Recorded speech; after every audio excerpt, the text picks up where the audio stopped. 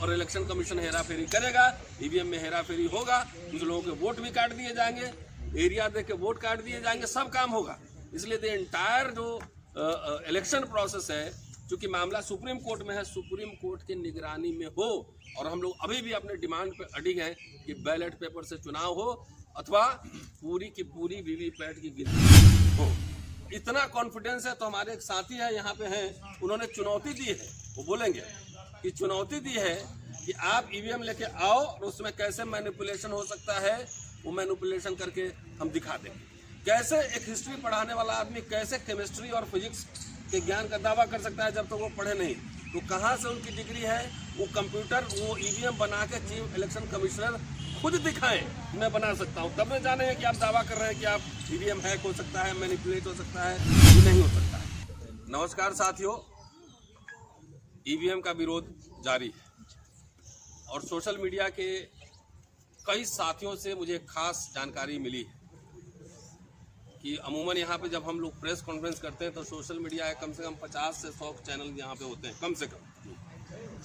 लेकिन कई साथियों से मेरी बात हुई तो उन्होंने कहा कि ईवीएम पे हम लोग जो खबर चलाते हैं, जो बोलते हैं या खबर चलाते हैं, उसकी वजह से यूट्यूब का रीच कम कर दिया गया है। कई लोगों का बहुत सारा वीडियो डिलीट कर दिया गया है, वीडियो और चैनल को दबाया जा रहा है, अगर डीमोनेटाइज किया जा रहा है। अगर ऐसा है तो ये निंदनीय है और शर्मनाक है। और जो लोग भी, जो एजेंसी इसमें शामिल है, उनकी हम भर्त्सना करते हैं। हम लोग जब वीडियो डालते हैं, आप सब जब डालते हैं इलेक्शन कमीशन पे चाहे ईवीएम पे, तो एक ईवीएम का उधर इलेक्शन कमीशन का एडवर्टीजमेंट आ जाता है कि ईवीएम फेयर है, सब ठीक है। ये क्या ऐसी परेशानी है इलेक्शन कमीशन को, जो इलेक्शन कमीशन उनका काम है फ्री एंड फेयर इलेक्शन करवाना, और जब हम बात अपनी रख रहे हैं उसको दबाया जा रहा है, चैनल डीमोनेटाइज किया जा रहा है, चैनल रोका जा रहा है, तमाम ये हो रही है। इसकी एक उच्च स्तरीय जुडिशियल इंक्वायरी की मांग हम लोग करते हैं, क्योंकि जो गोदी मीडिया है वो तो सरकार का भोंपू बना हुआ है। आप लोग जैसे साथी हैं, वो साथी इस आवाज़ को देश के कोने कोने में पहुंचा रहे हैं। इसलिए जो घटना है एक तरह से लोकतंत्र की हत्या है, और हमारी जो फ्रीडम ऑफ स्पीच है, जो हमारा फंडामेंटल राइट है, उसको भी कहीं ना कहीं क्रश करने की कोशिश भारत सरकार की कोई एजेंसी या इलेक्शन कमीशन या यूट्यूब भी ऐसा कर रहा है। तो इसका मतलब कि यूट्यूब भी भारत सरकार की इलेक्शन कमीशन की गुलामी कर रहा है, कोई ना कोई लीला चल रही है। इसलिए सबसे पहले हम मांग करते हैं कि इसमें एक उच्च स्तरीय इसकी न्यायिक जांच हो, क्योंकि मुझे एक नहीं, आप सब बैठे हैं, कई साथियों ने कहा है कि उनका वीडियो डिलीट हो गया है, डीमोनेटाइज हो गया है, चैनल स्लो हो गया है, एवरेज जिनका 1 लाख व्यू था, हर दिन उनका 20,000 30,000 व्यूज आ रहा है। इसका मतलब इसमें लीला है और आप सब की और भारत की जनता की आवाज़ दबाने की। अब आते हैं ईवीएम के मसले पर। तो चीफ इलेक्शन कमिश्नर, पहले भी मैंने कहा है, क्या वो कंप्यूटर साइंस में पीएचडी है, किसी विश्वविद्यालय में पढ़ा रहे हैं, बीएससी लॉ ग्रेजुएट है, पीजी डिप्लोमा है मैनेजमेंट में? क्या वो दावा कर सकते हैं कि जो मशीन है वो सब ठीक ठाक चल रहा है? क्या वो जिस कार में चलते हैं उस कार के मशीन पुर्जे के बारे में उनको जानकारी है? क्या वो खोल के लगा सकते हैं? तो वो कैसे दावा कर रहे हैं? और खास तौर से ये सिविल सोसाइटी में नाराजगी इस बात के लिए है कि जिस तरीके से प्रेस कॉन्फ्रेंस में जब इलेक्शन की घोषणा हुई थी, उन्होंने रिडिक्यूल किया था एक तरह से, जो लोग जस्टिस लोकुर से लेकर प्रशांत भूषण, तमाम ऐसे लोग, पॉलिटिकल पार्टीज, अब इंडिया अलायंस के लोग इसके खिलाफ बोल रहे हैं। तो सब लोग को कुछ नहीं आता है, सिर्फ चीफ इलेक्शन कमिश्नर को और इलेक्शन कमीशन के ऑफिस को सब कुछ आता है।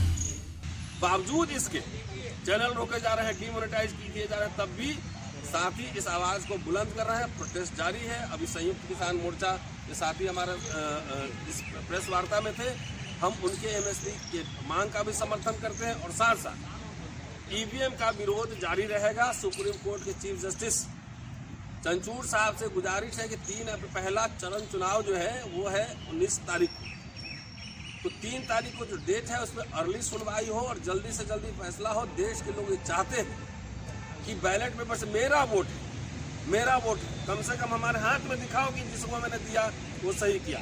कम से कम हाथ में वीवीपैट आएगा तो देख के मैं डब्बे में डालूंगा और वीवीपैट की पूरी गिनती हो फिलहाल, और नहीं तो हम लोग सीधा बैलेट पेपर के पक्ष में है, क्योंकि ईवीएम आने से न खर्चा कम हो रहा है और न समय कम हो रहा है। 1.5 महीना तो तब भी लग रहा है, 1.5 महीना से ज़्यादा। आप 19 तारीख को शुरू करेंगे, 4 जून को अब रिजल्ट देंगे, तो कहाँ 2 दिन में इलेक्शन प्रोसेस खत्म हो रहा है। और जबकि इतने टेक्नोलॉजी, संसाधन, सर्विलांस, तमाम पैरामिलिट्री फोर्सेस तमाम जब वेल इक्विप्ड हैं, तो आपको किससे डर लग रहा है? कौन बूथ लूट लेगा, कौन बैलेट बॉक्स लूट लेगा? किससे आपको डर लग रहा है? आप 3 चरण में करा के पूरे देश का चुनाव करा सकते हैं, पहले 1 ही 2 चरण में चुनाव हो जाता था। इसलिए और सरकार और बीजेपी के लोग या एनडीए के लोग जो कहते हैं कि 400 पार हो जाएगा, उनको चुनौती स्वीकार करें कि जब 400 पार हो ही जाएगा तो ईवीएम से कराओ या बैलेट पेपर से कराओ, 400 पार हो जाएगा, तो फिर ईवीएम पे इतना जोर क्यों? ये पूरी दाल ही काली है। आनन फानन में जिस तरीके से 2 इलेक्शन कमिश्नर को अपॉइंट किया गया है, पहले तो चीफ जस्टिस को कमेटी से निकाला, अध्यादेश लाकर हो, अब अध्यादेश लाया जा रहा है इसी तरह के काम के लिए, कॉन्स्टिट्यूशनल बॉडी निकाला। उसी समय से संदेह हम लोग को हो गया था कि पूरी की पूरी दाल काली है और इलेक्शन कमीशन हेरा फेरी करेगा, ईवीएम में हेरा फेरी होगा, कुछ लोगों के वोट भी काट दिए जाएंगे, एरिया देख के वोट काट दिए जाएंगे, सब काम होगा। इसलिए द एंटायर जो इलेक्शन प्रोसेस है, चूंकि मामला सुप्रीम कोर्ट में है, सुप्रीम कोर्ट की निगरानी में हो। और हम लोग अभी भी अपने डिमांड पे अडिग हैं कि बैलेट पेपर से चुनाव हो अथवा पूरी की पूरी वीवीपैट की गिनती हो।